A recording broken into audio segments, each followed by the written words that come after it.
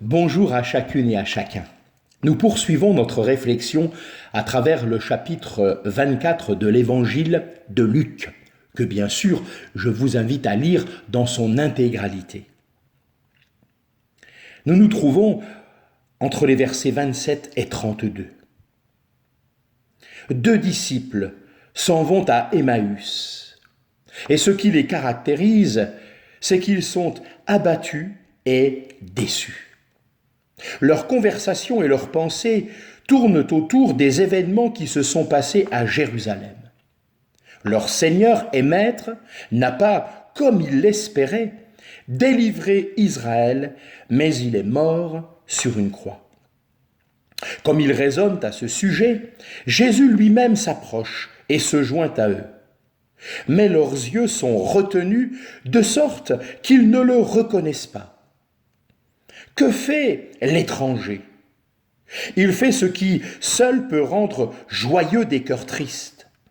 Il détourne leur regard des événements et des circonstances et les dirige vers les Écritures. Il leur ouvre les Écritures et, commençant par Moïse et tous les prophètes, leur explique ce qui le concerne dans toutes les Écritures. Son thème est Christ dans les textes de l'Ancien Testament.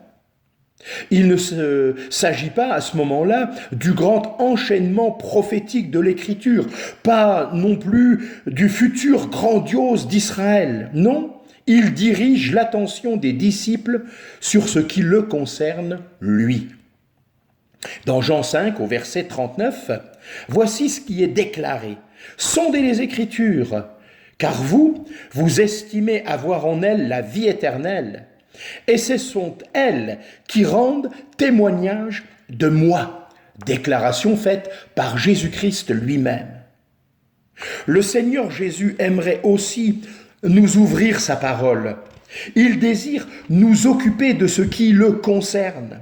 C'est lui le grand thème de toutes les Écritures. Le cœur des deux disciples d'Emmaüs brûle lorsque le Seigneur Jésus, en chemin, leur parle et leur ouvre les Écritures. À ce moment-là, ils ne savent pas encore qui est cet étranger qui leur parle. Mais ce qu'il dit leur va droit au cœur. La description de sa personne glorieuse fait brûler leur cœur triste et les ouvre à ce qu'il désire leur dire. Le Seigneur Jésus connaît nos cœurs comme aucun autre et sait quelles sont les paroles dont nous avons besoin dans chaque situation de la vie. Ces paroles peuvent remplir nos cœurs et les faire déborder de joie. S'occuper de la grandeur et de la gloire de la personne du Seigneur Jésus réchauffe le cœur du croyant aujourd'hui encore. Alors, occupez-vous beaucoup de Christ, tel qu'il est présenté dans les Écritures. Lui seul peut remplir notre cœur et le faire brûler. Que sa bénédiction soit votre partage.